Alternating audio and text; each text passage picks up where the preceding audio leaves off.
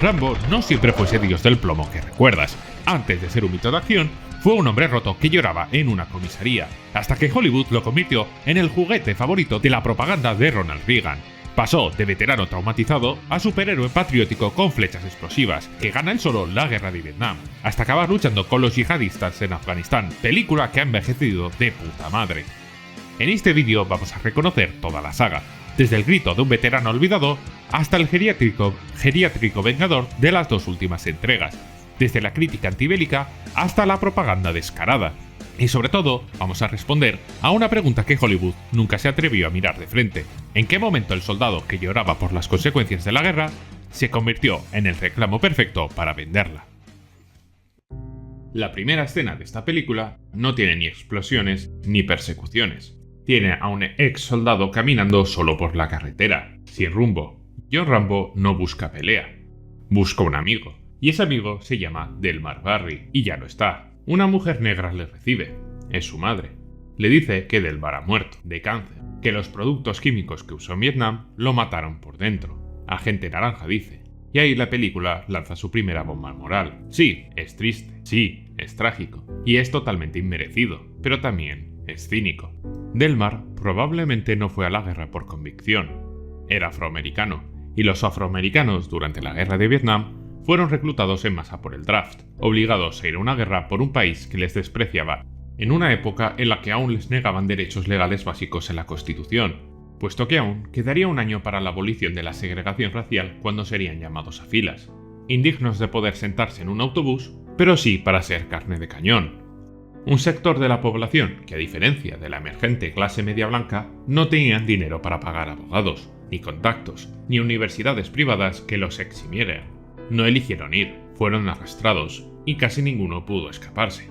Y aún así, cuando murieron, no fue solamente por las balas del enemigo, fue por manejar los mismos venenos que su país usó para arrasar arrozales, selvas y aldeas enteras llenas de civiles. La película se conmueve por su muerte, pero no menciona quiénes murieron porque él los roció, porque las consecuencias de esos agentes fueron devastadoras. Para evitar consecuencias negativas por parte de YouTube, no las puedo mencionar ni mostrar sin censura.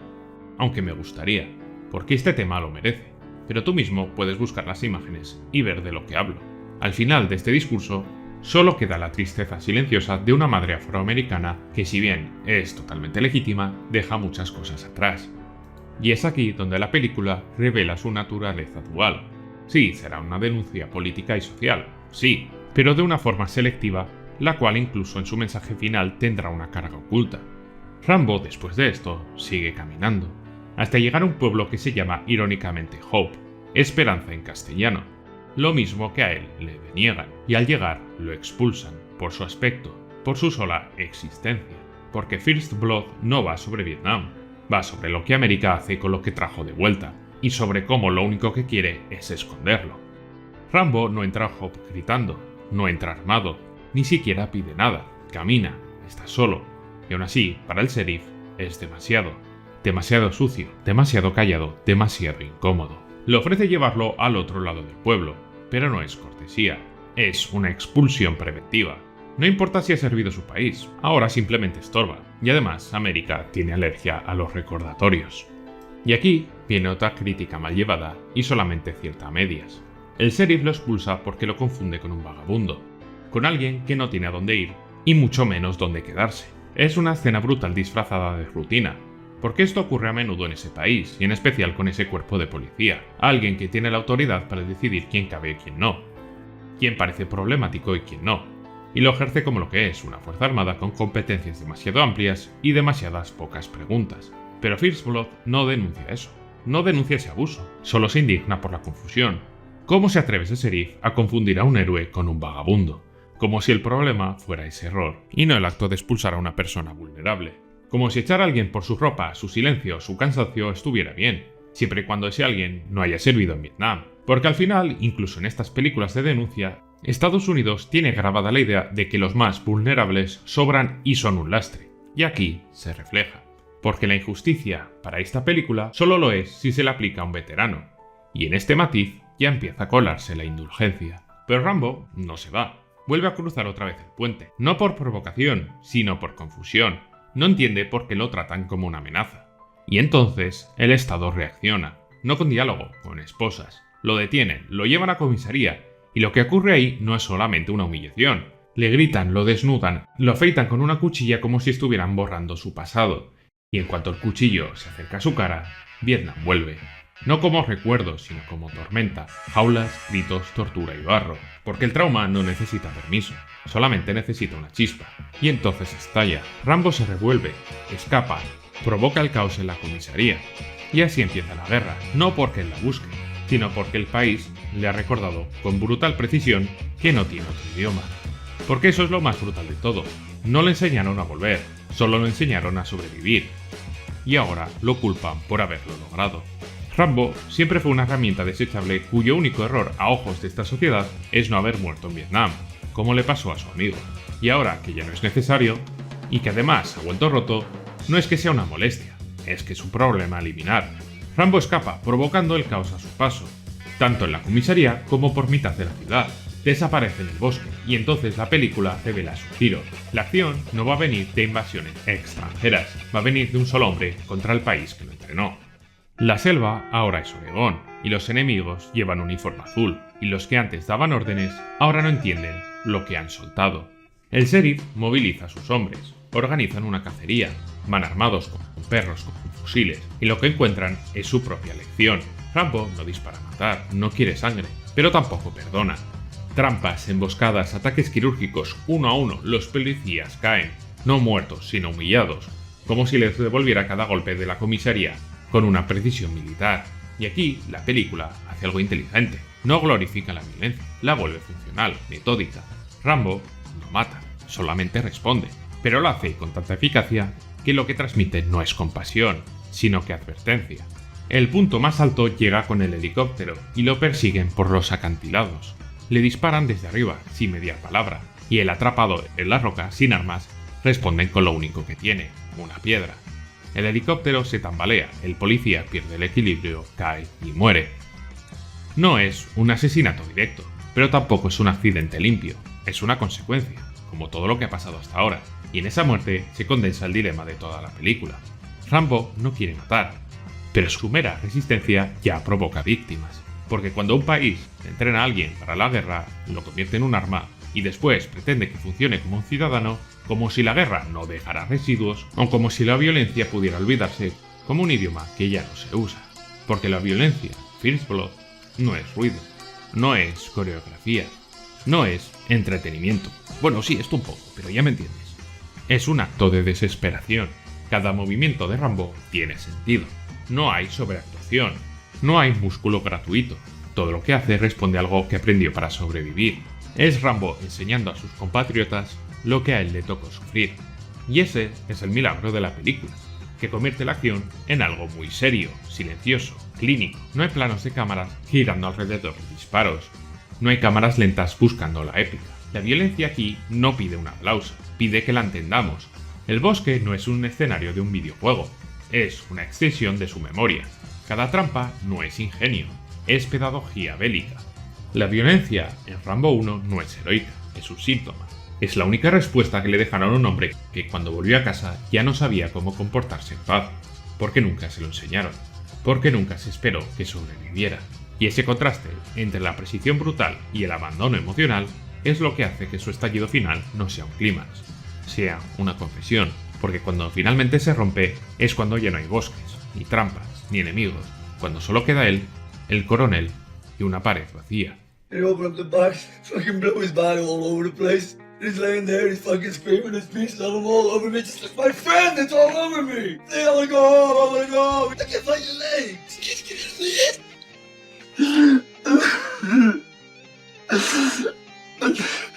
Y es ahí donde por fin entendemos que Rambo no era el arma, era una cicatriz. Tras haber dejado explosiones de gasolineras, embestidas en furgonetas y demás, aparece el coronel Truman, el cual no viene a salvarlo, viene a contenerlo, a hablarle en un idioma que los demás no entienden, porque él lo entrenó, lo moldeó, y ahora tiene que asumir las consecuencias. Y Rambo por fin habla, pero no con furia ni con rabia, con algo mucho más devastador después de todo lo que ha hecho, con dolor. Es un colapso real, no hay música épica, solamente un hombre roto que por primera vez dice lo que llevaba años callando, y ahí la película acierta. no convierte el llanto en debilidad, lo convierte en revelación, porque debajo de esa máscara no hay un monstruo, hay un huérfano del sistema, hay un desecho humano. Pero es aquí cuando el espectador y el protagonista están con la guardia baja, cuando la película lanza su mensaje oculto, disfrazado como el caballo de Troya. El mensaje que hará que en un futuro Rambo se olvide completamente de que tiene estrés postraumático y vuelva a Vietnam, o que se alíe con los yihadistas en Afganistán. Todo lo que Rambo verbaliza a su sargento es verdad. La marginación, la rabia y la impotencia. The United States ain't doing nothing for us, man. We busted our ass, we went over there to an army to kill, and 99% of us got killed, and we didn't get nothing for it. Pero solamente desde su experiencia. La película no conecta ese trauma con el contexto completo, no con el sistema que lo fabricó, no con el que lo hizo, solo con lo que le hicieron después, y aún así abre una grieta que crecerá. Hay una frase que lo cambia todo. It wasn't my war, and I did what I had to do to win, but somebody wouldn't let us win. Y ahí está, el giro, la grieta, la semilla de toda la saga posterior. Porque esa frase no es una queja, es una acusación. No cuestiona la guerra, cuestiona su gestión. Como si el problema no hubiera sido estar allí, sino no haber arrasado más. Y la película no lo rebate, no lo matiza, no ofrece otra voz. Simplemente deja que la frase flote como si fuera la verdad. Y ahí nace el nuevo Rambo, el que ya no es solamente víctima del abandono, sino portavoz de una teoría revisionista. Well, war here on the one hand, the other hand, I'm being sequestered. War, let's pull out. Fight the war to win or get out. And the truth is, yes, we could win the war. The politicians sold us out in Vietnam, and the politicians sold us out back here. I didn't believe what I did in Vietnam was wrong. Y esto es muy peligroso, porque transforma el trauma en un mito, y la impotencia en una consigna, y el duelo en una munición ideológica. Aquí deja de ser solamente una denuncia, y empieza a ofrecer consuelo, no a las víctimas, sino al imperio, porque lo que no se dice y lo que no se muestra es también parte del discurso.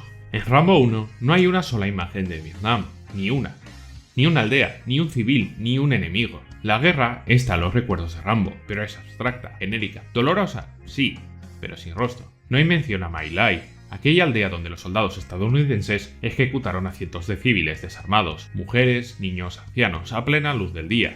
Con fotógrafos delante, les dio igual. Y lo peor es que por esto solamente fue condenado un oficial, y además solo por 3 años. La película omite completamente imágenes de napalm, de arrozales y aldeas ardiendo, porque esto sería una contradicción de su discurso. Aquí no hay víctimas vietnamitas, solamente soldados heridos. La muerte de Delmar Barry, agente naranja, que debería ser una acusación brutal al ejército que lo mandó allí, se presenta como una tragedia individual, una consecuencia colateral, un mal menor, nunca como lo que fue el resultado de una política militar de aniquilación química. Y es que mostrar eso significaría asumir responsabilidades, reconocer que Estados Unidos no debía haber ido jamás a Vietnam, que no hubo legitimidad, ni justicia, ni defensa propia, solamente ocupación y barbarie, mucha barbarie. Contarlo con honestidad implicaría colocar al país en el lugar que realmente ocupó, el de agresor. Y eso haría que las desgracias que sufrieron sus soldados ya no fueran injusticias sin contexto, sino el reflejo trágico de un sistema que los usó y luego los abandonó, porque no quería mirarse en un espejo. Porque Rambo se queja de haber sido recibido con insultos, con gritos, con desprecio.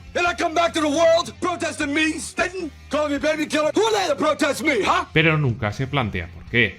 Nunca se menciona lo que él hizo, ni lo que pudo haber hecho. Solo se asume que el país fue injusto con sus soldados, y puede que lo fuera, pero esa es otra historia. Porque en esta historia el agresor se viste de víctima, y el juicio moral se sustituye por pena selectiva. First Blood exige empatía, pero solo hacia uno de los dos lados del conflicto, no hacia los que murieron del otro, no hacia los que fueron pulverizados por esas mismas armas que ahora intoxican a sus veteranos. Y ese silencio no es inocente, es una omisión deliberada.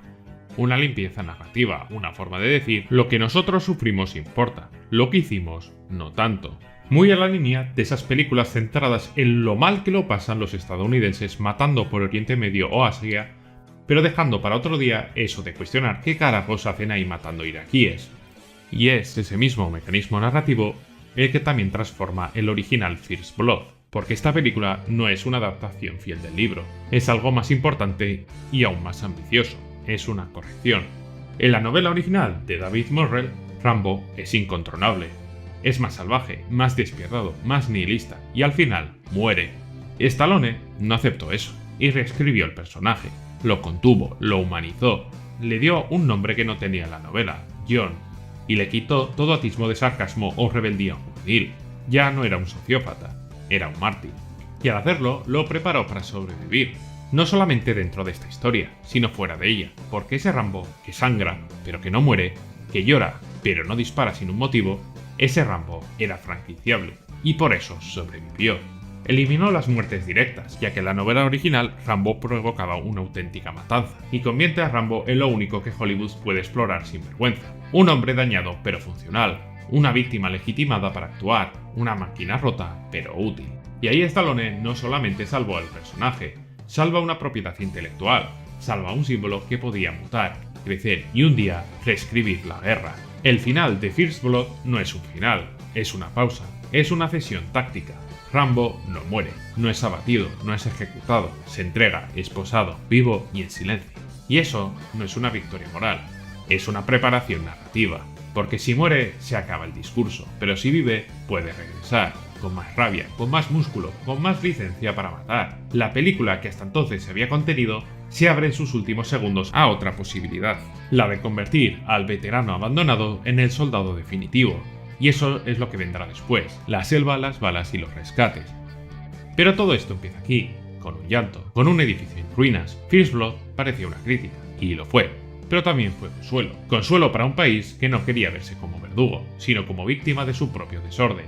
Y por eso Rambo no muere, porque todavía tiene que ser útil, todavía puede matar aún más, pero esta vez con permiso. El plano final es simple. Rambo esposado, sin redención, sin justicia, pero vivo. El sistema lo encierra, pero no lo destruye, solamente lo retiene, porque aún puede ser muy útil, y lo será, no como símbolo del fracaso, sino como herramienta para reescribir la historia. First Blood parecía una conclusión, pero solamente era el inicio, porque Rambo volverá. No para superar sus traumas, porque mágicamente se olvidará de todas ellas para empuñar de nuevo una metralleta. No para sanar sus cicatrices, sino para intentar ganar en el relato, una guerra que Estados Unidos perdió en el campo de batalla. Rambo volverá a Vietnam. Volverá como falsa autocrítica de nuevo, como esa voz que denuncia lo injusto de la guerra, sino lo poco que se bombardeó. Y más adelante volverá una vez más, en una tercera entrega que ya no será drama ni denuncias, sino una pesadilla para sus propios creadores, la de un monstruo que el país creó y olvidó, y que ahora regresa para recordarles todo lo que fingieron no haber hecho, porque tras First Blood, Rambo no será un hombre en busca del sentido, será una herramienta narrativa cuya misión principal no será salvar prisioneros, sino conquistar la propaganda y de paso reescribir la historia. What do you hope to accomplish with this picture? I hope to establish a character that can represent a certain section of the American consciousness and through the entertainment also be educational. That's what I'm trying to accomplish in this film, that these men have nothing to be guilty for. They should be prideful human beings and they accomplished the job as much as they could accomplish under the situations and under the guidance in which they had. Si First Blood terminaba con una confesión devastadora, con un hombre roto llorando en una comisaría, su secuela nace del silencio posterior, un silencio narrativo que no trae paz, sino trae una oportunidad. Y Hollywood no desaprovecha una oportunidad cuando huele a pólvora. El Rambo, que había sobrevivido a la guerra y a su propio país, pero no a sus propias pesadillas, se convierte ahora en algo nuevo. Algo mucho más que un personaje que contradice el anterior. Se convierte en un símbolo útil, porque cuando el trauma ya ha sido contado, se puede usar, y cuando el héroe ya ha llorado, se le puede armar. Y eso es exactamente lo que hicieron en la segunda entrega. Reescribir una historia para rearmar al protagonista y colen a toda una nación y su orgullo perdido. Y ahí empieza la mutación. Ya no importa lo que pasó, importa lo que podría haber pasado, si le hubieran soltado la correa y le hubieran dejado matar mucho más. Y con esa premisa, la idea de que la derrota fue por culpa de los burócratas, de los políticos y no del ejército, Hollywood olió la sangre, pero no la sangre crítica, sino la sangre taquillera. En lugar de enterrar al personaje, Stallone lo salvó. Reescribe el final de la novela original y convierte a Rambo en una herramienta muy útil. Útil para el cine, útil para el merchandising y sobre todo útil para el mito nacional. Porque si el trauma ya estaba contado, ahora tocaba contar la revancha. Primero fue carne de cañón, luego carne de lágrima y ahora carne de póster.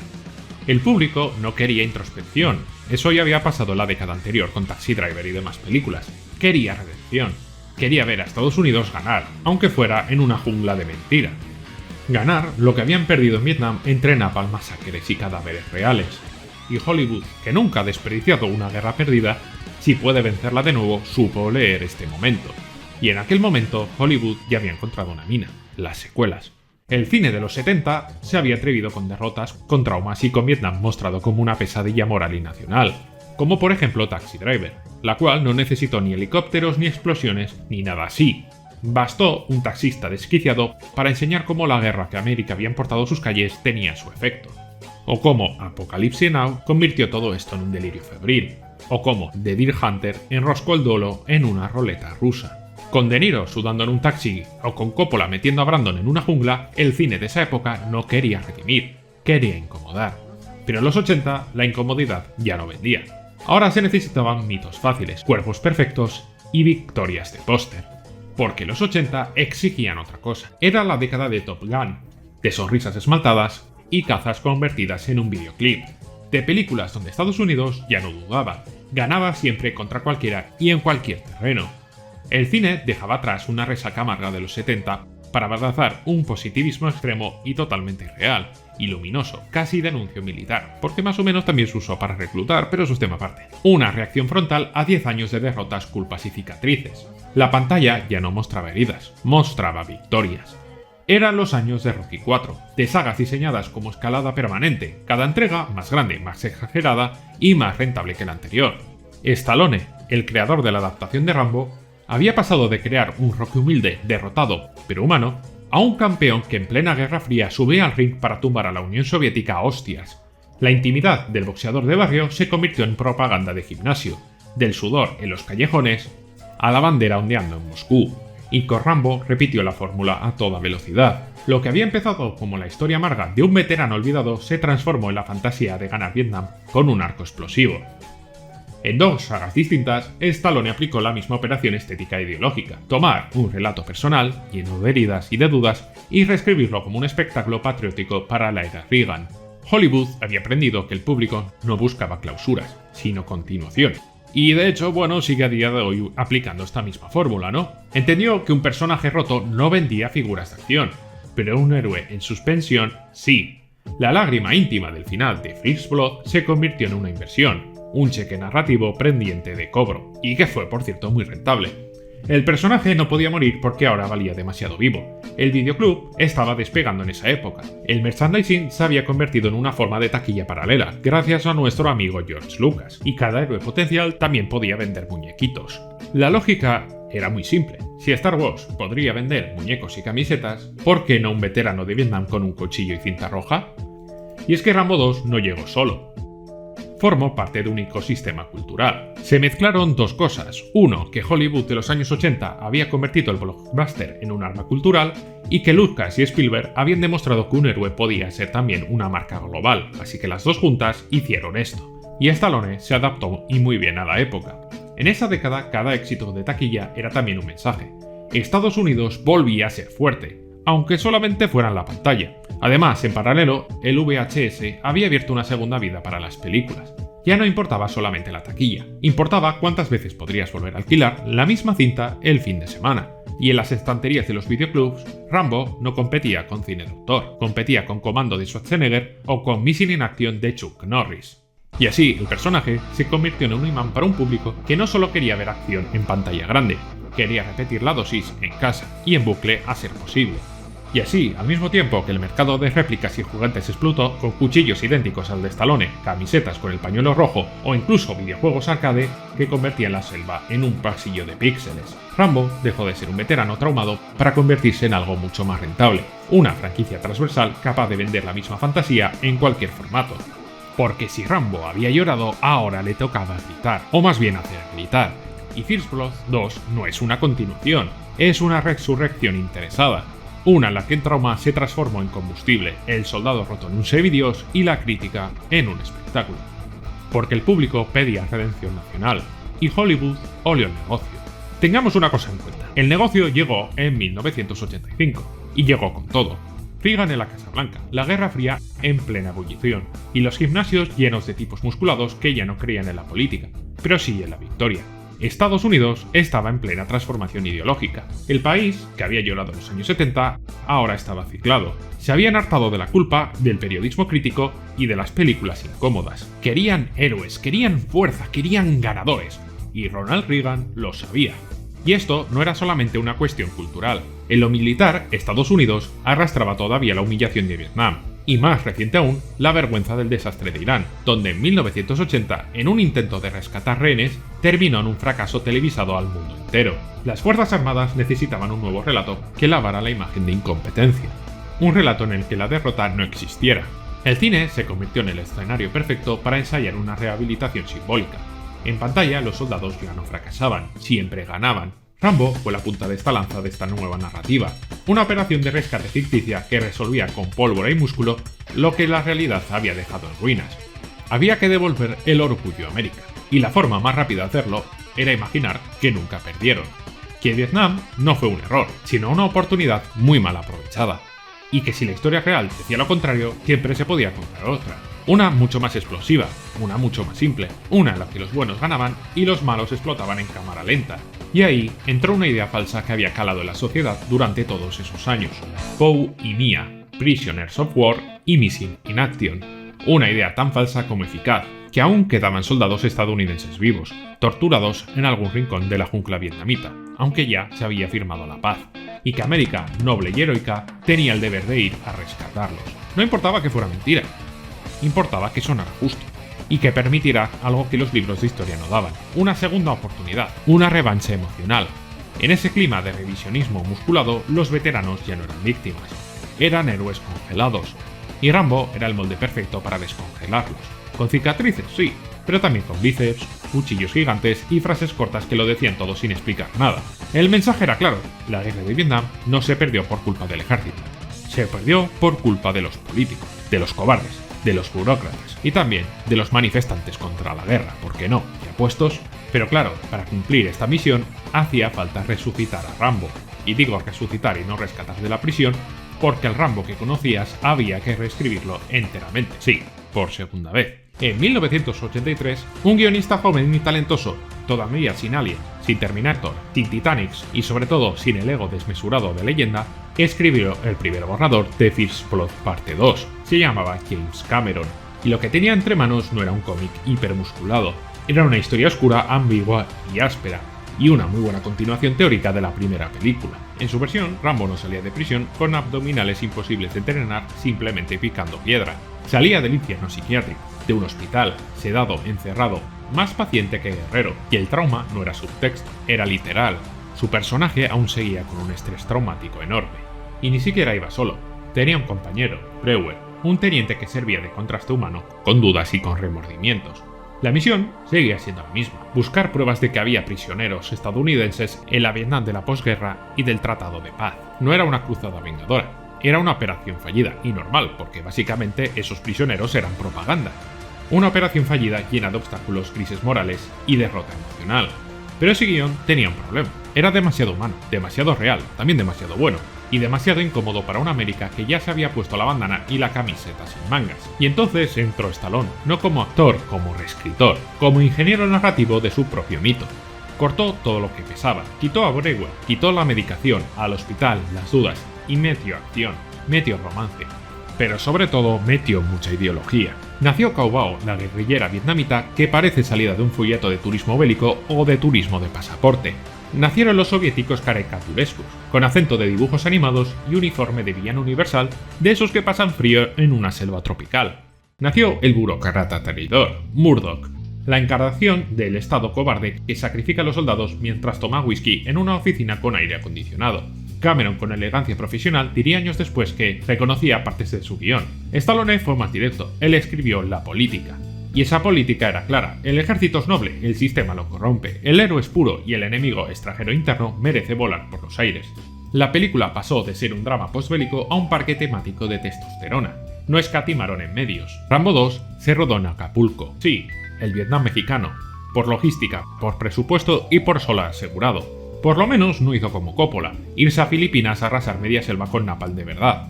Aunque las cosas no le fueron fácil a Stallone, ya que llegó un huracán que arrasó con los decorados. Pero esto no detuvo la producción, la retrasó y la obligó a improvisar. y en el vestíbulo del hotel donde se alojaba Stallone y el director, firmaron una de las escenas más icónicas. Rambo atándose las botas, engrasando el cuchillo y cargando munición con mirada de acero. Un ritual de guerra montado entre lámparas de recepción y moquetas tropicales, improvisados, fingido, como todo en esta película básicamente. Porque lo que importa no es el realismo, es la postura, el gesto, el encuadre que dice ahora sí vamos a ganar. Y funcionó. Y sí, también la producción sobrevivió. A los cambios del guión, al huracán y a las dudas. Aunque sí que hubo una cosa que no sobrevivió, la coherencia con la primera entrega. Porque Rambo 2 se vende como una continuación, pero son simplemente fuegos artificiales. Uno que se comporta como un reboot encubierto. El Rambo que huía entre árboles en Oregón, ahora aterriza en la jungla como si viniera de hacer pesas en el Olimpo. Y con esto, todo cambia. En la primera película, cada acto violento tenía una lógica. Cada trampa hablaba del pasado. La violencia no era espectáculo, era un síntoma. El bosque no era un decorado, era un reflejo de la memoria. Las emboscadas eran recuerdos convertidos en defensa. Cada palo afilado, cada trampa y cada movimiento tenía una carga emocional. Eran restos de Vietnam insertados en Oregón. Aquí no, el arma no recuerda, aquí explota. Rambo ya no se esconde, se exhibe, no prepara trampas, dispara flechas que hacen arder al enemigo como si fueran cartuchos de feria. Y las escenas ya no están diseñadas para generar tensión, sino para provocar un aplauso. Lo que antes era barro, ahora es brillo. Lo que antes era silencio, ahora es una explosión. Y lo que antes era trauma, ahora es pirotecnia. Y esto no es casual, es ideológico, porque el nuevo Rambo ya no quiere sobrevivir, quiere ganar. La propia puesta en escena confirma el cambio. En First Blood, la cámara se pegaba a los bosques, las tomas eran oscuras, al frío, a la lluvia, todo era áspero, incómodo. En cambio, en Rambo 2, la jungla se ilumina como un parque temático. Los planos están diseñados para glorificar al cuerpo de Stallone, contraluces heroicos, encuadres que convierten una mirada en un póster. Incluso la banda sonora cambió radicalmente. El tema de la primera película, que tenía un aire muy melancólico y triste, se reescribe como un himno marcial.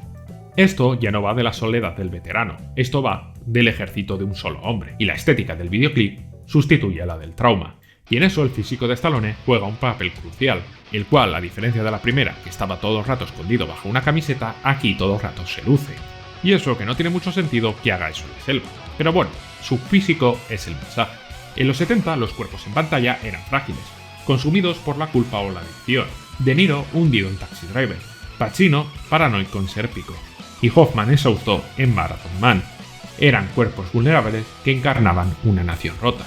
En los 80 ese lenguaje desaparece completamente. El torso musculado se convierte en certificado de verdad, la prueba visual de que América está de vuelta.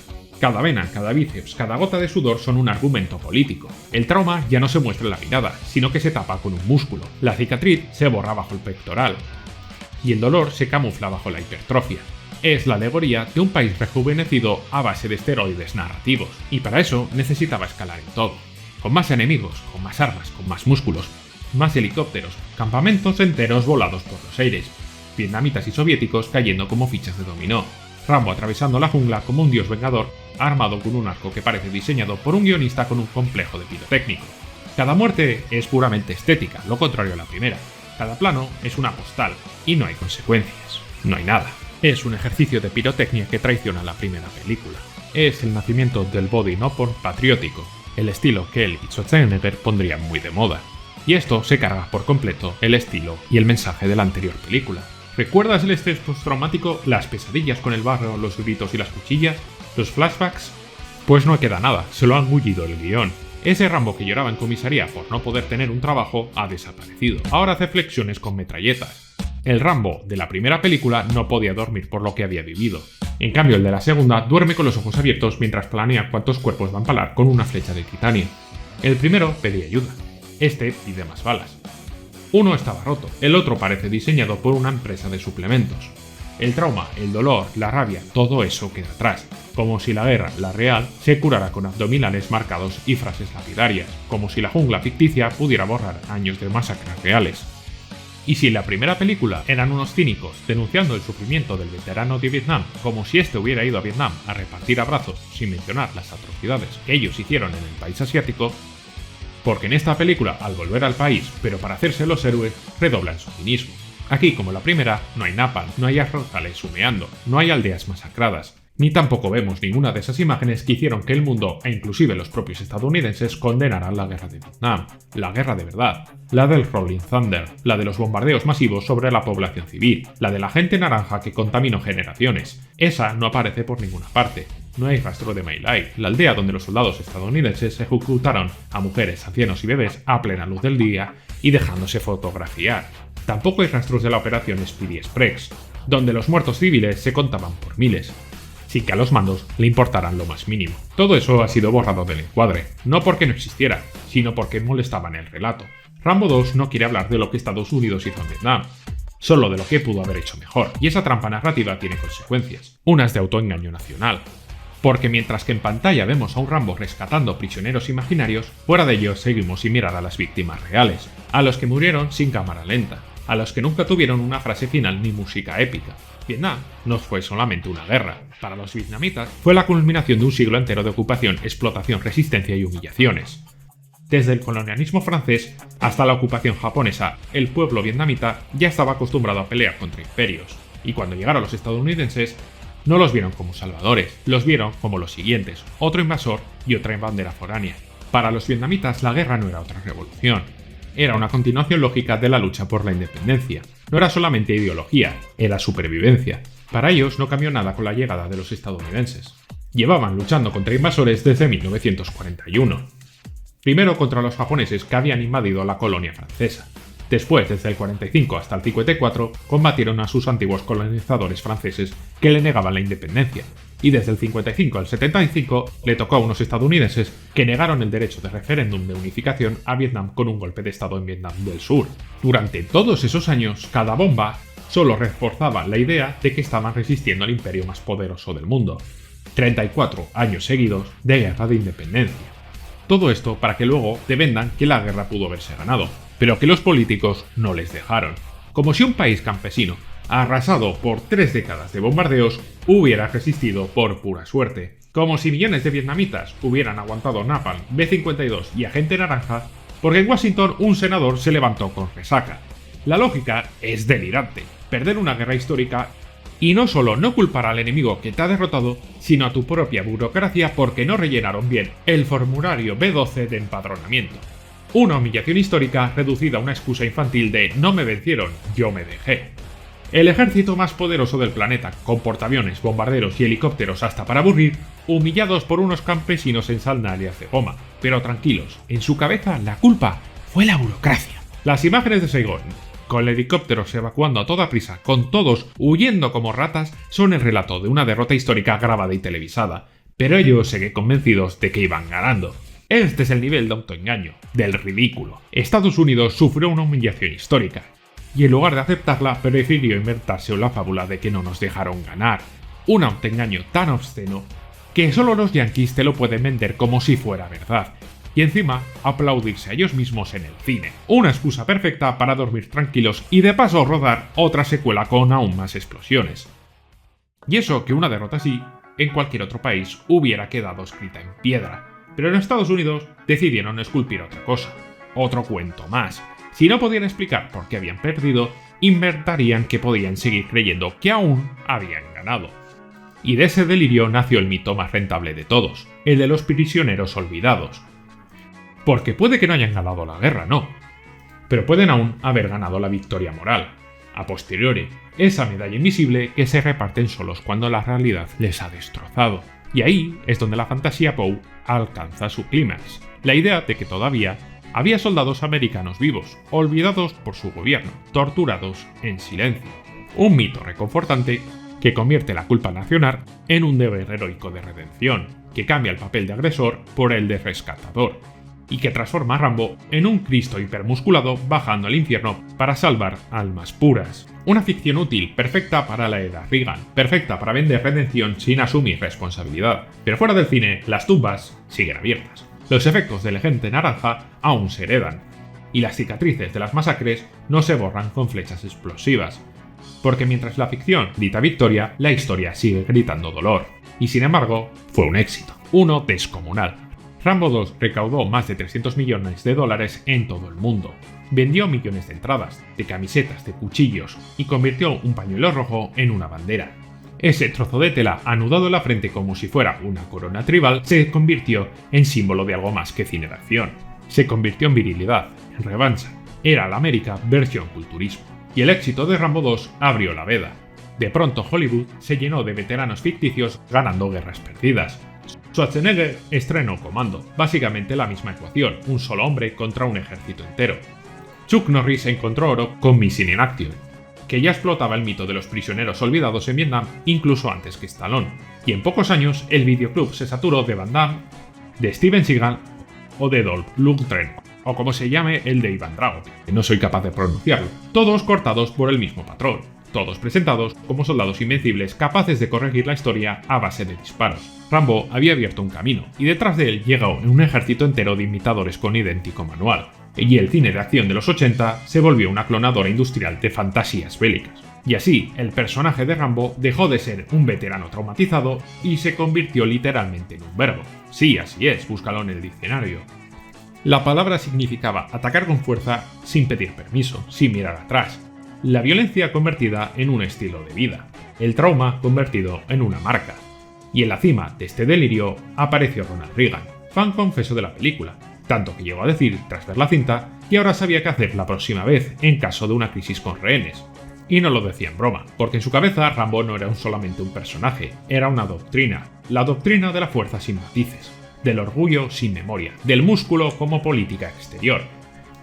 Pero mientras la Casa Blanca aplaudía, los críticos afilaban los cuchillos y la prensa especializada masacró la película.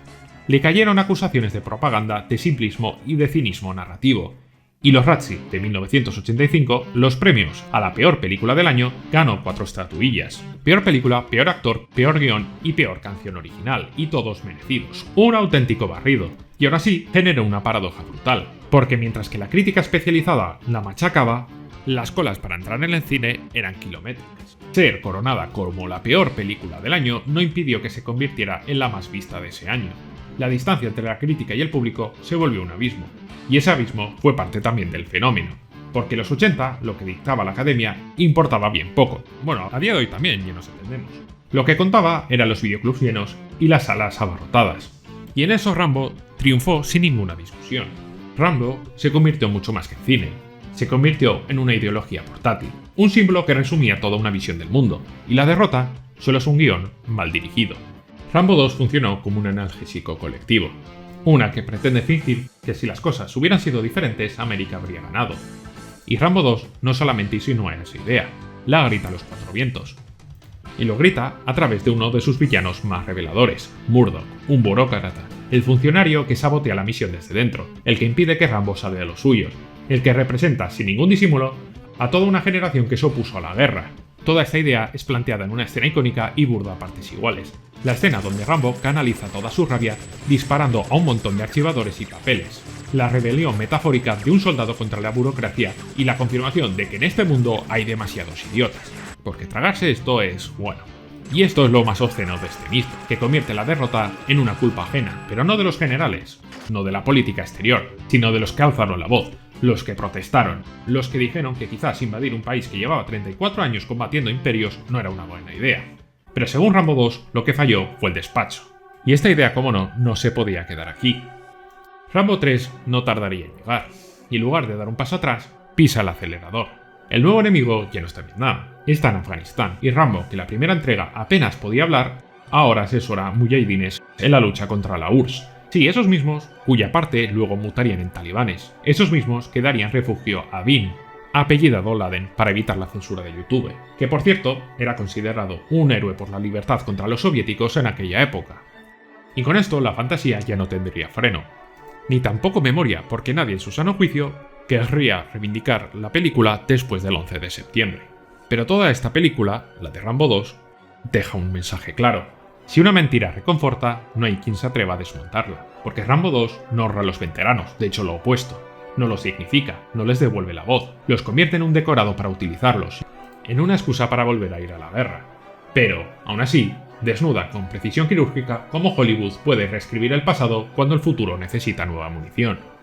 Cómo una mentira bien colocada puede anestesiar una derrota, fabricar orgullo y allanar el camino para la próxima guerra, porque en Rambo la verdad nunca estorba, simplemente se borra. I'd like the people to walk out of this film being entertained, and if you can make a statement and also entertain, that's the most important thing for me. Now, in Rambo 3, are faced with their greatest challenge, assisting Afghan freedom fighters in their conflict with Soviet forces. El plano final de Rambo 3 no es un helicóptero ni una explosión, es una frase, dedicada al valiente pueblo de Afganistán. Y en 1988 sonaba solemne, incluso heroico, un homenaje a los nuevos Freedom Fighters que luchaban contra la malvada URSS. Pero aquí viene la trampa, no decía mujahidines, decía pueblo. Aunque en aquel momento, pueblo era un eufemismo que todos entendían. El espectador veía a Rambo abrazado a guerrilleros idealizados en pantalla, los cuales se llamaban a sí mismos mujahidines.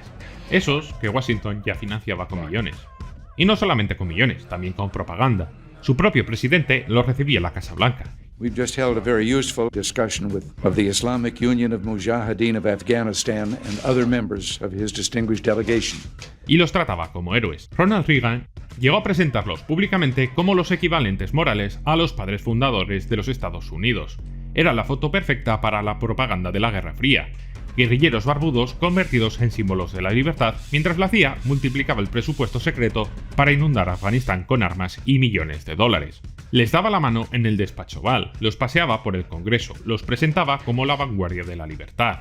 Fotografías oficiales que parecían el de un equipo de fútbol invitado a lanzar la primera bola en un partido, pero con turbantes, barbas y un historial sangriento detrás que no era para nada secreto, o al menos para Reagan. Hombres que en la película de Rambo eran representados como fieros guerreros curtidos en la montaña, envueltos en túnicas ásperas y con un aura de resistencia romántica. En esas visitas había de todo. Algunos de esos hombres, aplaudidos entonces, terminarían años después en las listas negras, señalados como terroristas internacionales. Pero en aquel 1988 esto no importaba. Importaba la foto, importaba el titular.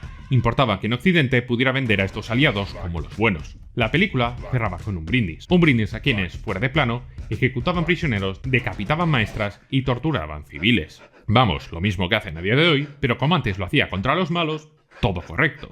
Un brindis que, visto con la perspectiva de hoy, suena a dinamita con retardo. I mean, let's remember here, the people we are fighting today, we funded 20 years ago. And we did it because we were locked in this struggle with the Soviet Union, and we went to work. And it was President Reagan in partnership with the Congress, led by Democrats. Let's deal with the ISI and the Pakistani military, and let's go recruit these mujahideen, and let's get some to come from Saudi Arabia and other places, importing their Wahhabi brand of Islam, so that we can go beat the Soviet Union. But let's be careful what we sow, because we will harvest. En esos mismos años, un joven saudí llamado Osama, seguido con su nombre de Bin y luego de Laden, ya financiaba campamentos en Pakistán para entrenar voluntarios árabes. Su red fue celebrada entonces como parte del esfuerzo anticomunista. Lo que en Washington se veía como el apoyo legítimo a la libertad fue en realidad el germen de un grupo llamado Al, de apellido Qaeda. Perdón por la censura, pero no quiero que YouTube me pegue un Shadowban, porque ese homenaje aparentemente inocente no se quedó en los créditos, se convirtió en un eco incómodo que volvería años después. Para entender cómo se llega a ese brindis final, hay que mirar antes lo que pasó con el personaje. El Rambo que lloraba en First Blood, acorralado en una comisaría, ya no existe. Ese hombre roto fue resucitado en Rambo 2 como un semidios vengador, inmune al ridículo, y en Rambo 3 ya no queda nada de aquel Rambo de la primera. La película abre en Tailandia. Rambo se gana la vida con trabajos manuales y se desahoga en peleas clandestinas, como un monje guerrero que prefiere el silencio a la gloria, mostrando un conflicto interno entre su naturaleza de soldado y su deseo de tranquilidad. Cuando Trautmann aparece para ofrecerle una misión en Afganistán, Rambo se niega. Es la reacción lógica de un hombre marcado por el síndrome post-Vietnam, que ya cargó con una misión suicida en la jungla y ahora quiere paz. Ese matiz no fue casual. En los primeros borradores, Stallone quería que Rambo aceptara la misión sin titubear, pero su co-guionista, el cual por cierto era un veterano de Vietnam de verdad, insistió en que no. Rambo no podía lanzarse de cabeza otra vez. Primero debía rechazar. Primero debía mostrarse cansado, incluso humano. Solo así tendría sentido que, cuando el deber o la lealtad sobre todo le arrastraran, volviera al combate. Pero esa lealtad ya no sería un país ni una causa. I want for our country to love us as much as we love it. En Rambo 3, la ideología aparentemente desaparece. I prefer to think of him as a hero. He's a man who is obligated to devote his life to the defense of his country. I think he feels himself a good man who is who's defending, if you will, democracy in the world. Lo único que queda es el vínculo personal con Trautmann. Esa despolitización del héroe contrasta con la politización absoluta del enemigo. Uno es reducido a una caricatura soviética y el otro a un rostro noble y agradecido. Así, su vuelta a la acción parecía impulsada más por lealtad personal que por un fervor bélico. En cuanto Todman cae prisionero, Rambo regresa a la guerra. Solo que esta vez no es Vietnam, es Afganistán. Y ahí arranca el Pulitzer reportaje y empieza el National Geographic del extremismo radical. But this time, yeah, we defeat the entire Soviet army. Indeed. The two of us. Now, I know this With some help. La guerrilla se presenta como un pueblo noble, con túnicas ásperas y una aura de resistencia romántica. Guerrilleros convertidos en héroes nobles, en campesinos de mirada pura capaces de resistir la maquinaria soviética con caballos y cuchillos. Hasta añadieron un niño que aprende de él como si fuera su padre adoptivo. Caballos enfrentándose a helicópteros, rituales envueltos en fuego de montaña, todo construido para que el espectador vea épica y no fanatismo. We're trying to make this as realistic as possible, so to do this has been a difficult affair. La propia producción alimentó el espectáculo. Recordemos que el director de la primera entrega fue despedido y sustituido por otro más aficionado a la pirotecnia para el rodaje de la segunda entrega, y que también hicieron el guión completo de James Cameron porque había pocos disparos en la segunda entrega. La tercera siguió esta estela, se rodeó en Tailandia, Israel y Arizona, con un presupuesto desorbitado que se tradujo en pólvora, más de 200 actos de violencia y más de 100 muertes en menos de 2 horas, récord Guinness incluido. Explosiones a ritmo de videoclip, chistes entre disparos y frases de póster listas para las camisetas. Ese humor no fue casual. Stallone presionó para incluir frases cortas y cómicas que suavizaran la violencia y permitieran vender la película como un espectáculo global. Fue la primera vez que Rambo adoptó un tono autoparódico, un giro que rompía con la seriedad de las dos anteriores y que muchos críticos interpretaron como el inicio de su decadencia cinematográfica. Se puede leer incluso como un gesto de rivalidad. En los 80, Stallone y Schwarzenegger competían por el tono del cine de acción. Mientras que Rambo había nacido como un drama seco sobre un veterano traumatizado, los personajes de Schwarzenegger estaban acostumbrados a soltar chistes entre disparos, como en Predator o en Commando.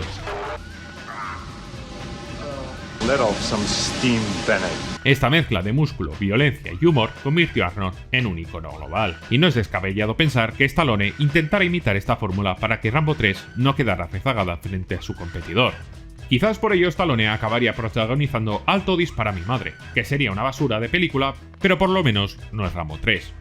El problema del humor es que en esta película es que ese tono no encajaba con la naturaleza del personaje. Un Rambo que se reía en mitad de una masacre dejaba de ser un veterano atormentado y se convertía en una caricatura. Y lo que había empezado como la historia de un veterano maldito terminó convertido en un parque temático bélico a la medida de Reagan. Y lo más inquietante es que millones lo compraron. En Estados Unidos la película fue un fracaso relativo, pero en Europa y Asia recaudó lo suficiente para consolidar a Rambo como un icono global y seguir vendiendo muñequitos, porque estamos a lo que estamos. La paradoja es que su mayor éxito fue fuera de casa, en mercados donde la propaganda sobre Afganistán apenas tenía un sentido histórico, pero donde la fórmula de héroe solitario contra el imperio malvado resultaba universal, un poco a lo Star Wars, pero que para el público no era propaganda, era entretenimiento, y así te la cuelan. Y hablando de Afganistán, en Afganistán, Rambo no encuentra complejidad, encuentra un decorado. Maybe want to see the picture to see what went down in Afghanistan. What was this all about? Why was the Soviet Union there? And why were they leaving? Certainly some of those questions are addressed in the film. La película borra cualquier rastro del gobierno afgano, que ya combatía a los mujahidines antes de la llegada de los soviéticos, que esto se lo olvida. También silencia que los guerrilleros ya se degollaban entre sí mucho antes de vencer al ejército rojo. Lo que vendría después, la guerra civil entre ellos y los bombardeos indiscriminados sobre Kabul, ya estaba incubándose, a cámara lenta. Pero mostrar esto implicaba desmontar medio guión. La versión de un pueblo puro contra invasores se vendía mucho mejor. Y no te equivoques, este vídeo no es una oda prosoviética. La URSS también convirtió a Afganistán en su tablero de ajedrez. Cuando en 1979 un presidente afgano fue ejecutado por sus propios rivales dentro del partido, Moscú envió paracaidistas para imponer un sucesor dócil y asegurarse que Kabul no se le escapaba de las manos. Lo que Rambo 3 jamás cuenta es la complejidad previa a ese momento. El gobierno comunista afgano había nacido de la revolución de Saur en 1978, un régimen que pretendía modernizar el país. Redistribución de tierras, educación para mujeres, campañas de alfabetización en zonas rurales, reformas que buscaban romper estructuras feudales y religiosas enquistadas durante siglos. Lo mismo que no le gusta a nadie a día de hoy, pero si lo hace un comunista está mal. Ese fue el pecado original. Para los mujahidines, enseñar a leer a una niña era tan grave como profanar una mezquita. Para los terratenientes, repartir tierras equivalía a un robo. Así estalló una guerra civil mucho antes de que entraran los soviéticos, un gobierno reformista en Kabul contra una insurgencia islamista alimentada desde fuera. Pero nada de esto aparece en pantalla. En la película no hay revolución, no hay reformas, no hay fractura social. Solo un pueblo idealizado, aunque se idealiza el monstruo que atentaría décadas después contra Occidente y a un invasor caricaturizado. Rambo 3 es propaganda por omisión. Borra la historia para que la épica sea digerible. El enemigo, como en la segunda entrega, es pura caricatura.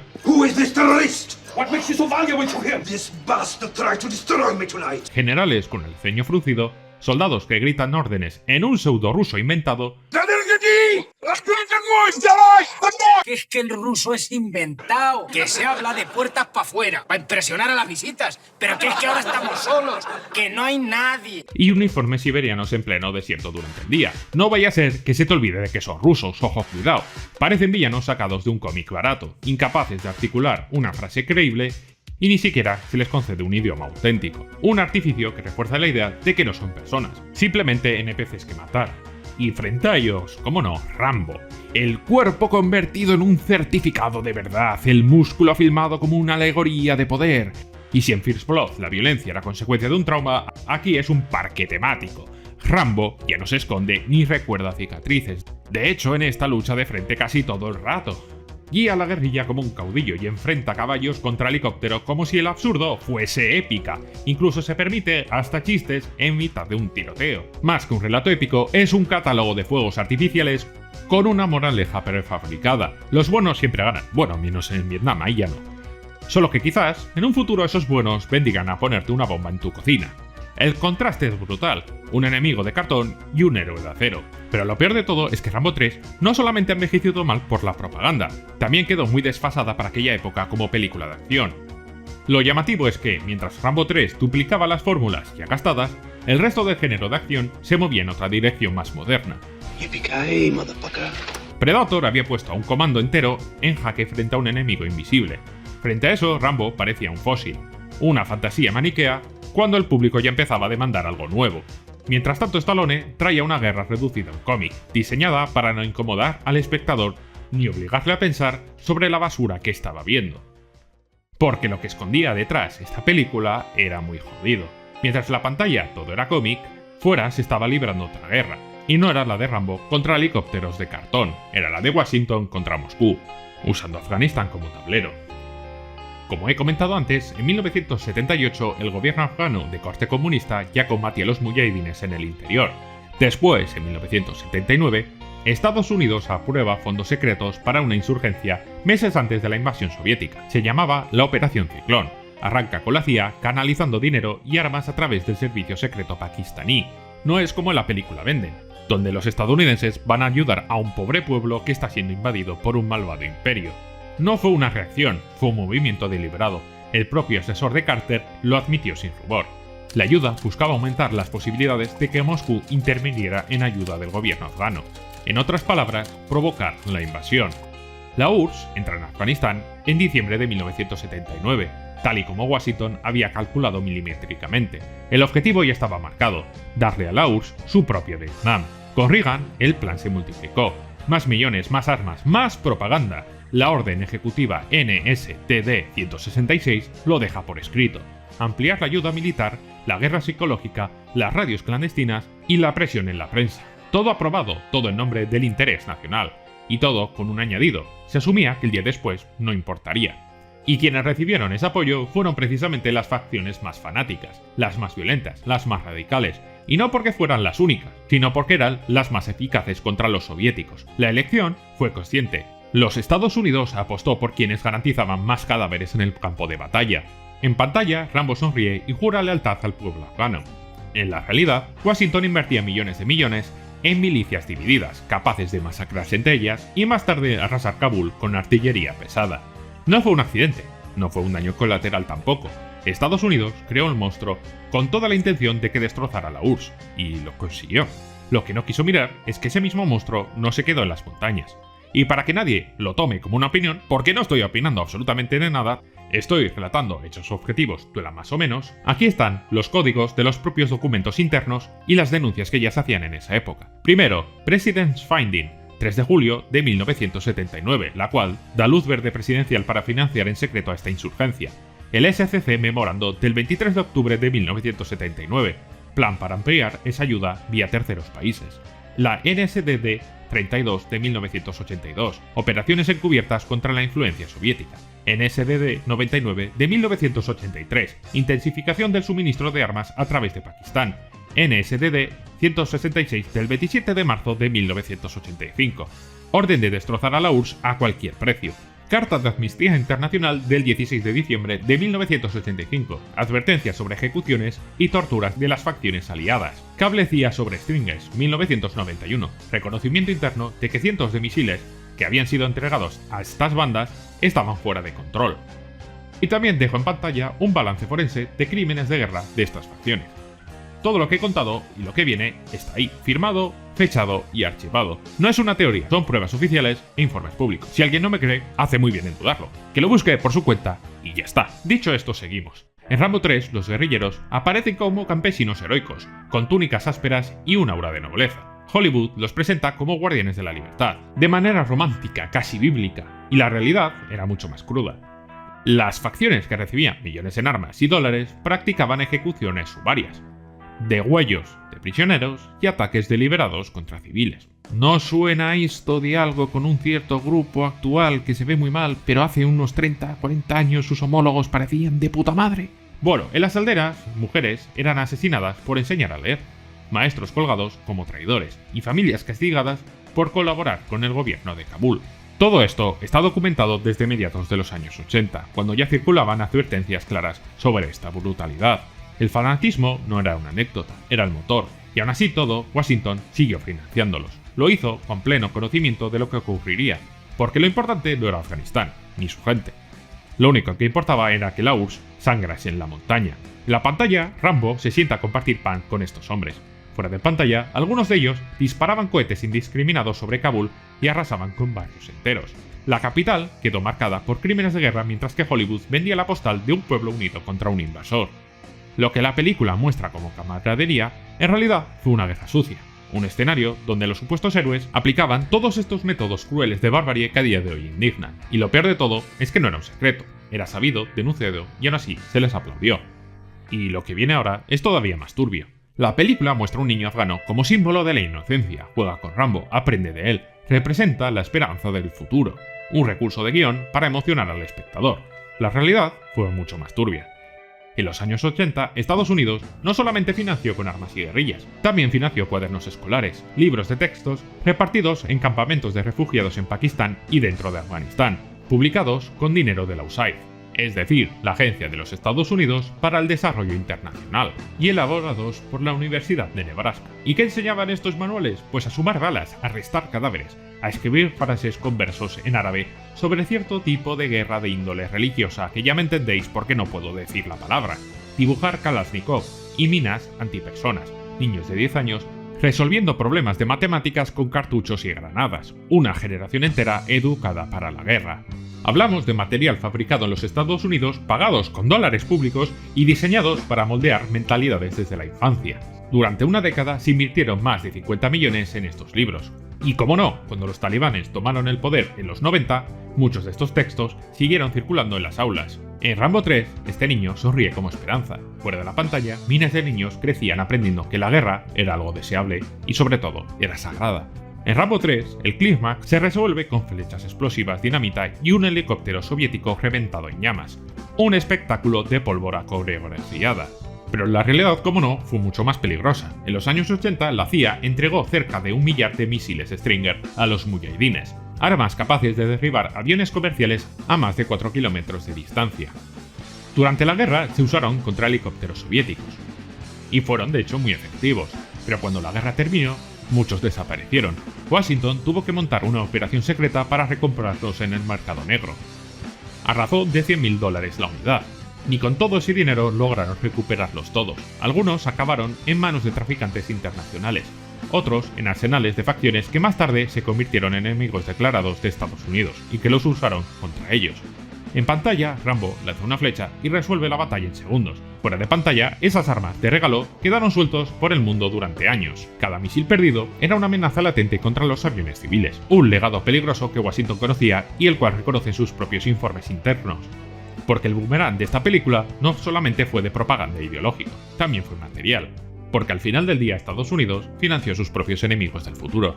En el final de Rambo 3, la alianza con los guerrilleros parece el inicio de una nueva era. Pueblo unido, victoria épica y un horizonte limpio.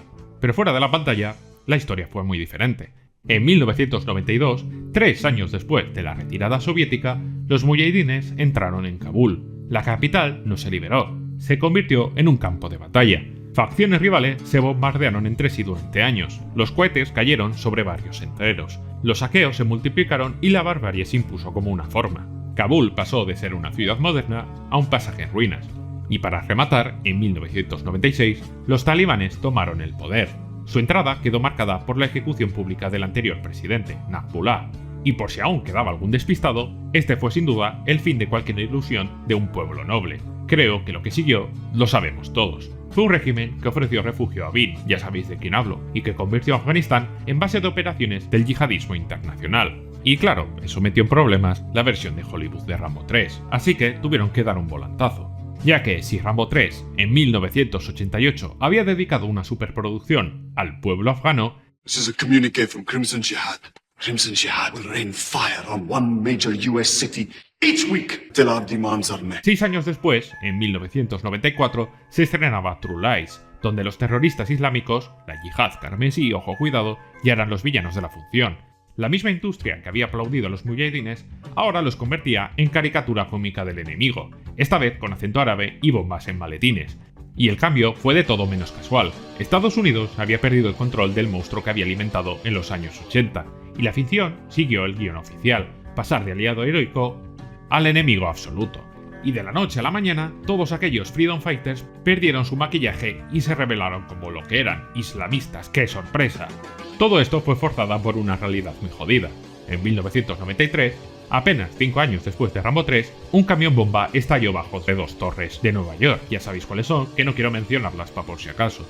En 1998, las embajadas de Estados Unidos en Kenia y Tanzania fueron destruidas por explosivos, dejando cientos de muertos. Y en el año 2000, el destructor US Cole fue atacado en Yemen, con 17 marinos muertos. Y en 2001, ya sabéis todos lo que pasó en Nueva York.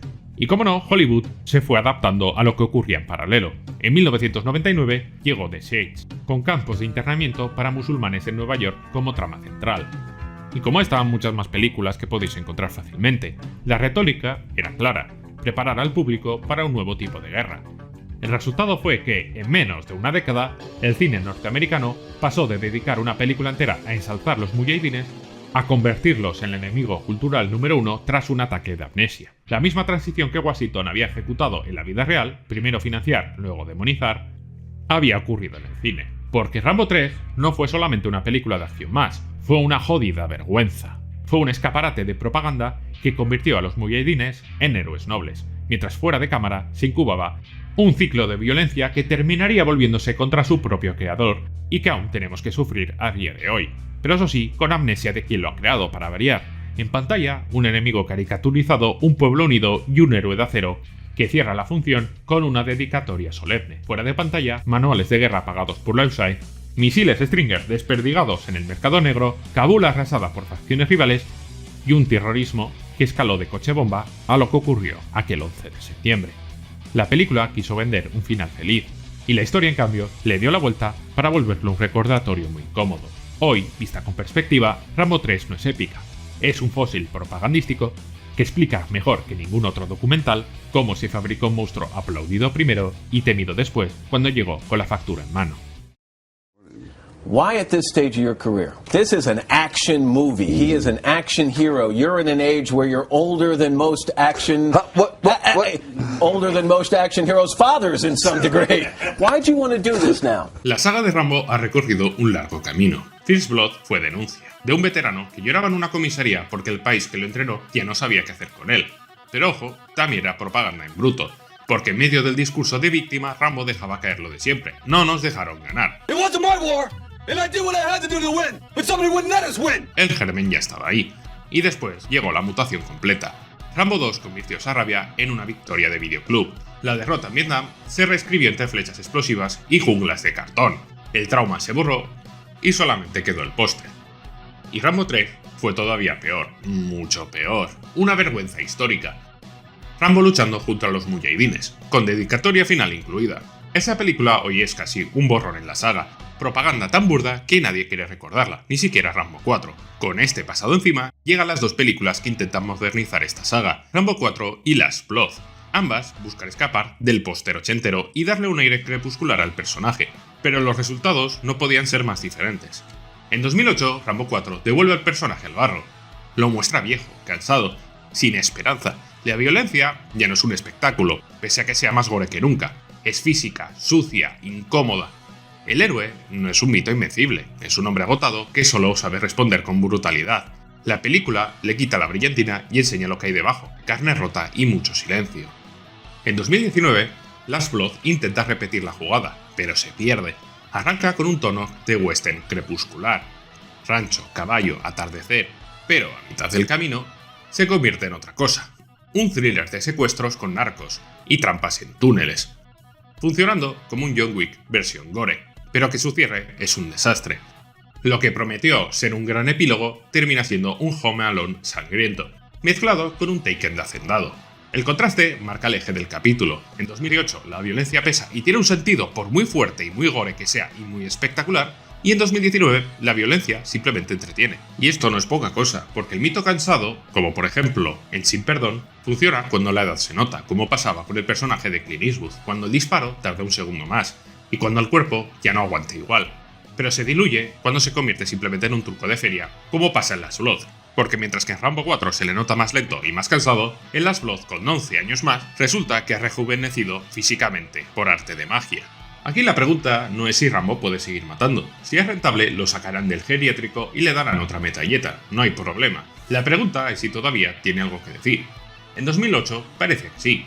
En 2019 todo indicó lo contrario. Y ahí está la trampa. ¿Estamos viendo el final de un mito o solamente el alargue artificial de un héroe que ya no tiene nada nuevo que contar? La respuesta no está en el machete ni en la metralleta, está detrás de cámara. En 2008, Stallone tenía las riendas. Venía de cerrar con dignidad la saga de Rocky en Rocky Balboa de 2006. Y quiso hacer lo mismo con Rambo. Nada de flechas explosivas, ni poses de póster, y ni mucho menos chistes baratos como en Rambo 3. Quiso barro, quiso sangre, quiso crudeza. Por eso, Rambo 4 tiene esa sensación de violencia incómoda. La cámara no corta, no decora, no celebra, muestra. Stallone quería limpiar la caricatura de los 80 y devolver al personaje algo de humanidad, aunque fuera humanidad de un tipo que solo sabe matar, y lo logra. 11 años después, en 2019, el control ya no era el mismo. Stallone hablaba de rodar un western crepuscular, una película con un estilo de No es país para viejos, con un Rambo viejo enfrentando a sus fantasmas. Pero los productores tenían otra idea. Un thriller de secuestro con narcos, fácil de vender, con acción reconocible. Y ahí es donde Last Blood se rompió, porque intenta hacer dos películas a la vez, y falla en ambas, un western íntimo pegado a un Taken de hacendado, y el resultado es totalmente disonante. La mitad de la película parece un melodrama crepuscular, y la otra media película un parque temático de trampas gore, y al final no brilla ni como película de acción ni como western crepuscular porque no eligieron ningún tono de los dos. Y aquí está uno de los problemas que pasa en casi toda la industria. Cuando manda un autor, el personaje pesa. La obra tiene calidad, pero cuando manda la industria, el personaje se convierte en una plantilla y en algo mediocre. Y eso se nota en 2008. Stallone decidió arriesgar. Apostó por un Rambo totalmente incómodo, viejo y brutal. Lo primero que sorprende en Rambo 4 es que no hay rastro de la épica ochentera. No hay planos que glorifiquen, ni explosiones que parezcan fuegos artificiales. Aquí la violencia es otra cosa. Es carne destrozada por proyectiles, cuerpos desmembrados, sangre que empapa la cámara. Es incómodo, es seco y sobre todo es creíble. Y aquí está una de las virtudes más claras de Rambo 4. Por primera vez desde la primera entrega, la violencia se siente real. No son maniquís explotando ni disparos genéricos como en Rambo 2 y 3. Aquí cada impacto duele, el sonido de las balas es seco, la sangre mancha el encuadre. Los cuerpos se deshacen por las balas delante de ti. La película no invita al aplauso, sino a encogerte en la butaca. Pero lo que rodea esa violencia no siempre funciona igual de bien. El guión se fue reescribiendo sobre la marcha, y se nota. La historia avanza a trompicones. saltando de los misioneros cristianos a los mercenarios y de ahí al rescate final como si fueran 3 películas distintas pegadas sin demasiado cuidado. Esa irregularidad le quita ritmo y hace que a veces Rambo 4 parezca más un conjunto de bloques que un relato bien hilado. Y además, Rambo 4 arranca con imágenes reales de la represión en Birmania. No es un decorado, no son extra. Son noticiarios de ejecuciones, torturas y matanzas civiles. Stallone abre su película con un genocidio silenciado por los medios internacionales, y el cual era totalmente cierto, y coloca a Rambo en mitad de esa barbarie. Es un gesto radical, de repente, un icono de cine de acción barato se convierte en un altavoz de un conflicto olvidado. Uno de verdad, ya me entendéis, no como la 2 y la 3. Pero aquí está la paradoja. Rambo, que los 80 repetía el mantra de no nos dejaron ganar como coartada para reescribir Vietnam, ahora reniega de todas las guerras. Un poco tarde, pero bueno. Su discurso en Birmania es claro, nada cambia, nada sirve, la violencia siempre se repite. Es un giro importante, el héroe de la propaganda se muestra cansado, hastiado y descreído. El problema es que la película no se atreve a cerrar el círculo, porque aunque exhibe sin pudor la barbarie de Birmania, nunca llega a trazar el paralelismo con lo que Estados Unidos hizo en Vietnam y el propio Rambo hizo en esa guerra. Era el momento perfecto para que Rambo mirara atrás y se reconociera en sí mismo esa parte de brutalidad, para que pensase en el napalm arrasando aldeas, el agente naranja envenenando generaciones, en las masacres que ellos mismos hicieron. Ahí había material para darle un arco de autoexploración y convertir Rambo 4 también en una película de redención. Y además, que la época había cambiado, ya no son los 80, eran los 2000, y hablar de la guerra de Vietnam como un error ya no era un tabú. Pero no lo hace. La cámara denuncia la matanza en Birmania. Y es meritorio, vamos a reconocer las cosas como son. Pero claro, siempre que los verdugos no lleven la bandera de Estados Unidos. Ese doble rasero es la grieta del film. La guerra está mal, pero solamente cuando la hacen los otros. Las matanzas son inaceptables, salvo que lo haga un país con una bandera de barras y estrellas. Y ahí se revela un cinismo doble. El primero, involuntario. La película señala con el dedo la barbarie de Birmania, pero calla ante la memoria de Vietnam. Es capaz de mostrar ejecuciones documentales en la introducción, pero no se atreve a mirar el napalm, el agente naranja o a My Lai, una denuncia selectiva que deja claro hasta dónde llega la valentía de este relato. Y esa no es una crítica vacía, puesto que es el propio Rambo quien rememora parte de la primera y segunda película en flashback, incluso el final alternativo de la primera donde él muere a manos de Trautmann. Y es una lástima porque al rememorar, por lo que sea, no une la línea de 2 puntos y llega a la conclusión lógica, que él fue parte de esa barbarie que detesta del ejército de Birmania. Pero bueno, el segundo cinismo es voluntario y funciona, y lo encarnan los personajes de esta película. Los mercenarios desprecian cualquier discurso moral, reduciendo la guerra a un negocio y rutina, y hasta uno de los misioneros, que al inicio rechaza con firmeza la violencia, termina convertido en un verdugo improvisado al matar a pedradas a un soldado birmano. Y con este gesto grotesco, la película afirma que en esta jungla nadie se salva, hasta los pacifistas se corrompen. Stallone graba la acción como si quisiera borrar las entregas anteriores. Rambo sigue pareciendo invencible, pero no por músculo ni por un sprint heroico. Ahora es una máquina vieja, más lenta, más torpe, pero letal por pura experiencia y conocimiento. La edad se nota. Cada gesto le pesa, cada disparo suena a un último recurso. No hay heroísmo, hay pura supervivencia. El clímax con la ametralladora fija es el ejemplo perfecto. No es un festival para aplaudir, es una carnicería en plano sostenido, hombres reducidos a polvo de carne. El ruido ensordece, la cámara no se aparta, y lo importante no es que Rambo gane, sino que sobreviva un día más. La diferencia con Rambo 3 es brutal y hay un salto de calidad. Allí cargaba en una batalla ridícula, corriendo de frente contra un ejército entero. Aquí no, aquí dispara quieto, desde una torreta que se va bañando de sangre a medida que las balas destrozan a cada enemigo. Un burro humano que resiste por pura inercia, no por épica. Ahí, Rambo 4 encuentra su fuerza. Y luego está el regreso a casa. Un plano sencillo, pero cargado de mucha intención. Un hombre viejo caminando por un camino de tierra hacia un rancho polvoriento, y lo hace vestido exactamente como en 1982. El mismo peinado, el mismo traje verde, la misma mochila colgada al hombro, incluso la sonrisa. Esa media sonrisa que en First Blood aparecía solo una vez justo antes de visitar a Delmar Berry, su único amigo vivo. Y esa sonrisa vuelve aquí. Es un gesto mínimo, pero que dice más que cualquier discurso. Rambo, después de tanta masacre, vuelve a casa como si por fin cerrara el círculo que quedó abierto en la primera película. Stallone lo coloca ahí para dejar claro que la historia podía terminar en forma circular, sin más artificios. El vagabundo de 1982, rechazado por todos, encontraba al final de 2008 un lugar al que regresar. Rambo cierra con esta película el inicio de Rambo 1, encontrando por fin el hogar que siempre había anhelado. Y este cierre era el perfecto, no era épico, no era ruidoso, era humilde, un adiós que no necesitaba reabrirse nunca más. Y sin embargo, 11 años después, alguien decidió romper esa puerta y alargar una historia que ya había terminado. La intención inicial parecía clara. Stallone quería darle a Rambo una despedida a lo western crepuscular, como si quisiera rodar su propia versión de Sin Perdón, un guerrero envejecido que encarna al ocaso, no con gloria, sino con resignación. Ese tono pedía introspección, silencios, un mito que al fin se desarmaba. Pero los productores tenían otra idea. Acción reconocible, violencia explícita y clichés, muchos clichés.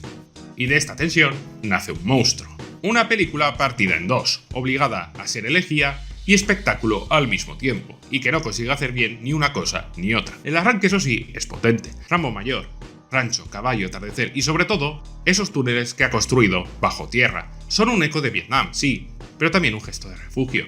No solo son preparación para la guerra, son un hogar invertido, un espacio donde guardar el trauma, donde convivir con él. Y ahí la idea tiene mucha fuerza, porque conecta con algo muy real. Muchos veteranos o supervivientes de experiencias extremas se aferran a estos rituales, a esos lugares de control donde sienten que todavía tienen poder sobre lo vivido.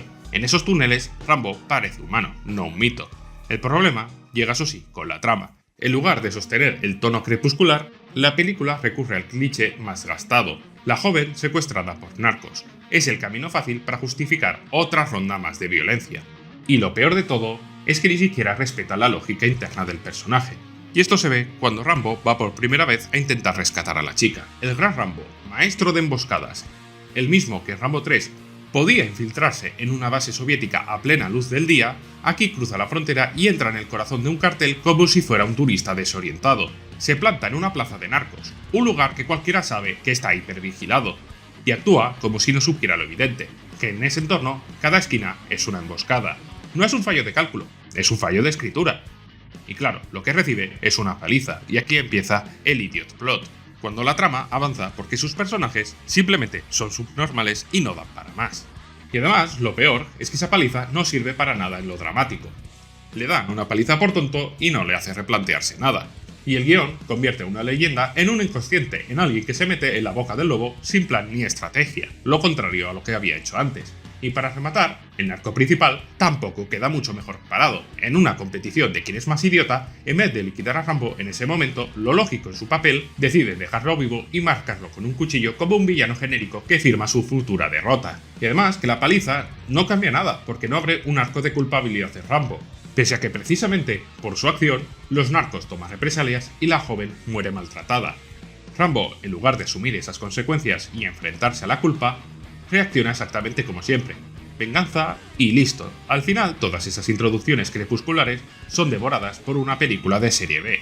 La película pierde la oportunidad de explorar lo único nuevo que podía ofrecer. Un héroe enfrentado al peso de sus decisiones. Luego tenemos uno de los puntos más cuestionados de Last Blood, que es cómo retrata a México. El país no aparece como un escenario complejo, sino como un decorado de pesadilla, calles sin ley, y ciudadanos reducidos a caricaturas de violencia y miseria. La frontera se convierte en una línea moral, al norte el espacio seguro de Rambo, al sur un territorio condenado a ser guarida de traficantes, proxenetas y asesinos. México en esa película no es un país, es un estereotipo. Y esto, obviamente, por el contexto de la época, sentó fatal. La película se estrenó en 2019, en pleno auge del discurso de Trump sobre la frontera, con el muro como símbolo central de la campaña. No es casual que los críticos latinoamericanos hubieran leído la película como una encarnación perfecta de esas narrativas. La recepción en México fue lógica, fría cuando no abiertamente hostil. Para muchos espectadores resultaba insultante ver reducido su país a un catálogo de horrores prefabricados.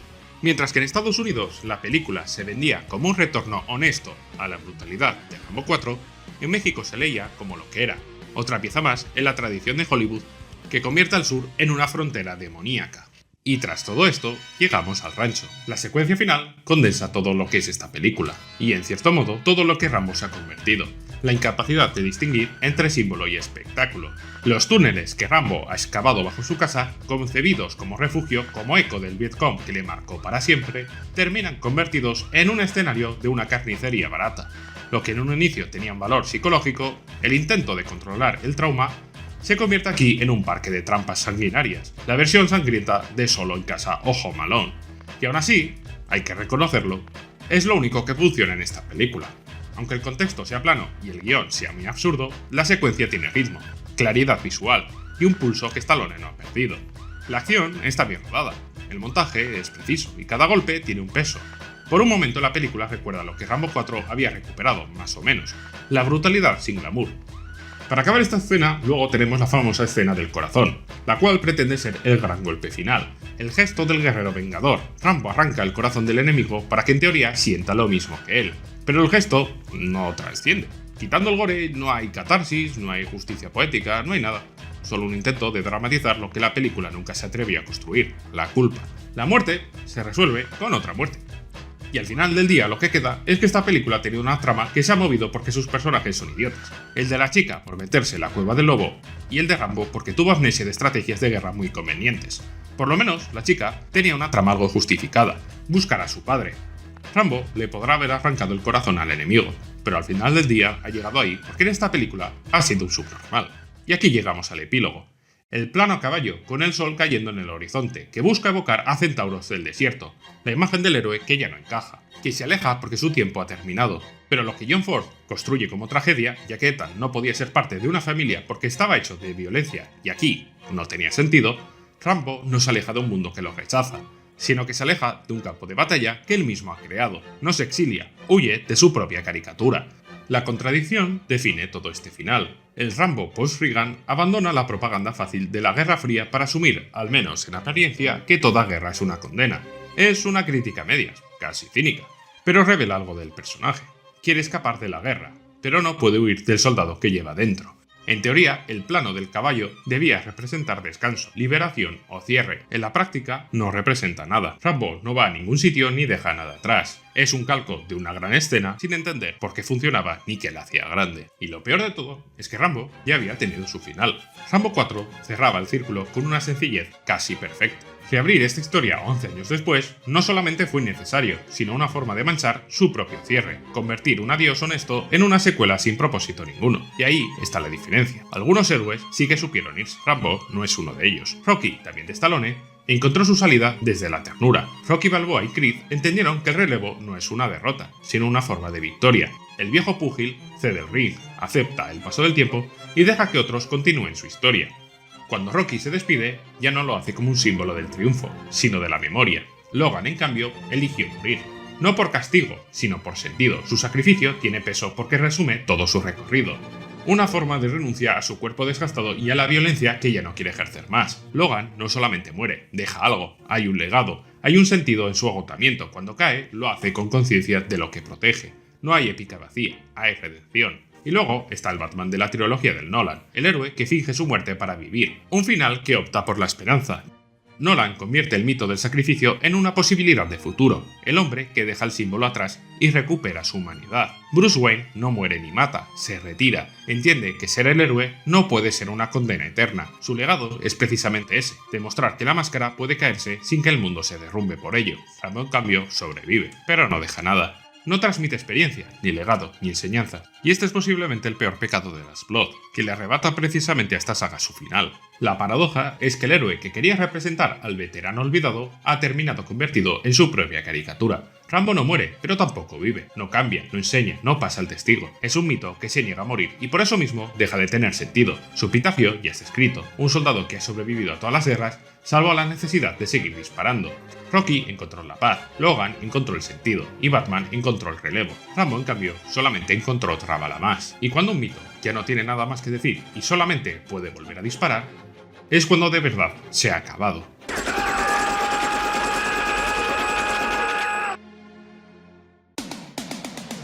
Si te ha gustado este vídeo, te recomiendo este otro en el que hablo de Scarface, una película que muchos no han querido entender, y que va mucho más allá de gángsters y narcotráfico. Haz clic y descúbrelo, y de paso, dale un like, que creo que por este curro me lo he merecido, ¿no? Nos vemos.